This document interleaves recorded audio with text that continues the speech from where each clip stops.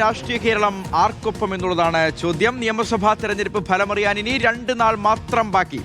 മറ്റന്നാൾ രാവിലെ 8:30 മണിയോടുകൂടി ആദ്യ ഫലസൂചനകൾ ലഭ്യമാകും. വോട്ടെണ്ണൽ തയ്യാറെടുപ്പുകൾ പൂർത്തിയാക്കിയതായി മുഖ്യ തെരഞ്ഞെടുപ്പ് ഓഫീസർ രത്തൻ യു ഖേൽക്കർ അറിയിച്ചു. പതിവ് പോലെ ആദ്യം പോസ്റ്റൽ ബാലറ്റുകൾ എണ്ണി തുടങ്ങും. ഭരണം ഉറപ്പിച്ച UDFും ഭരണ തുടർച്ച ഉറപ്പിച്ച LDFും കാത്തിരിക്കുകയാണ്.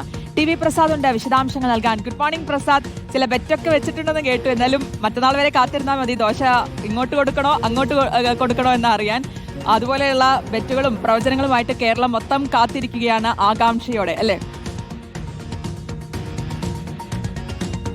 ഗുഡ് മോർണിംഗ് ശ്രുതി. ഷിഹാസ് പറഞ്ഞതുപോലെ എല്ലാവരും ബറ്റും അതുപോലെ തന്നെ വെല്ലുവിളികളും ഒരുപാട് കാര്യങ്ങൾ കേരളത്തിൽ അങ്ങോളം ഇങ്ങോളം നടക്കുകയാണ്.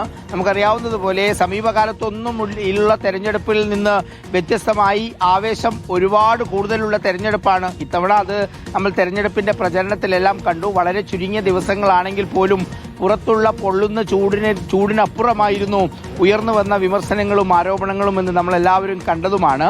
അതിൻ്റെ എല്ലാം അവസാനമാണ് മെയ് 4 വോട്ടെണ്ണലാണ്. മെയ് 4 എന്ന് പറഞ്ഞാൽ ഒരുപാട് ദൂരമങ്ങില്ല.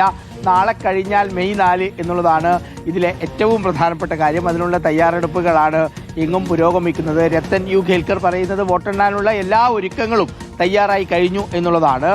സാധാരണ പോലെ തന്നെ 8 മണിക്ക് വോട്ടെണ്ണൽ തുടങ്ങും.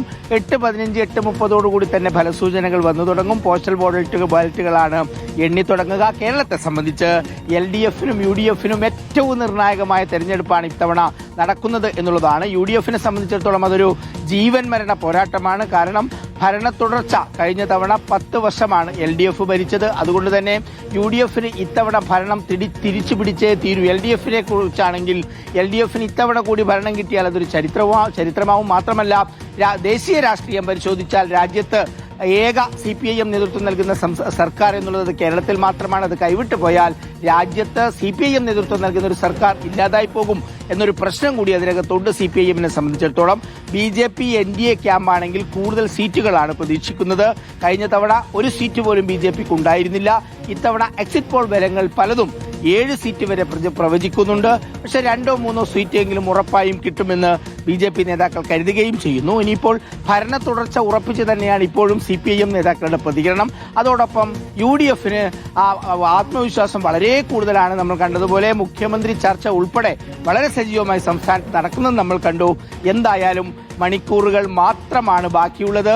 മറ്റന്നാൾ വെട്ടിപൊട്ടിക്കുന്ന സമയമാകുമ്പോഴേക്ക് ഈ പറയുന്ന ഒരുപാട് ആശങ്കകൾക്കും ഒരുപാട് പ്രതീക്ഷകൾക്കും അതെല്ലാം ഏത് രീതിയിലാണ് ഉണ്ടാവുക എന്നുള്ളത് കേരളം കണ്ടു തന്നെ അറിയണം. സമീപകാലത്തുണ്ടായ തെരഞ്ഞെടുപ്പുകളിൽ ഏറ്റവും ആവേശമുള്ള ഒരു തെരഞ്ഞെടുപ്പായി ഈ തെരഞ്ഞെടുപ്പ് മാറിയിട്ടുണ്ട്. അത് വോട്ടെണ്ണലിലും കാണും എന്നുള്ളതാണ് പ്രേക്ഷകർ റിപ്പോർട്ടറിനൊപ്പം ചേരുക. തീർച്ചയായിട്ടും UDFും ഭരണ തുടർച്ച ഭരണം ഉറപ്പിച്ച് UDF മുന്നോട്ട് പോകുന്നു. ആ ആത്മവിശ്വാസം നമ്മൾ പ്രതികരണങ്ങളിൽ നിന്നെല്ലാം കേൾക്കുന്നുണ്ട്. ഒപ്പം ഭരണ തുടർച്ച ഉറപ്പിച്ച LDFും കാത്തിരിക്കുകയാണ്. നമ്മളും കാത്തിരിക്കുകയാണ് എന്തായിരിക്കും ഫലം എന്നറിയാൻ. TV പ്രസാദാണ് വിശദാംശങ്ങൾ നൽകിയത്.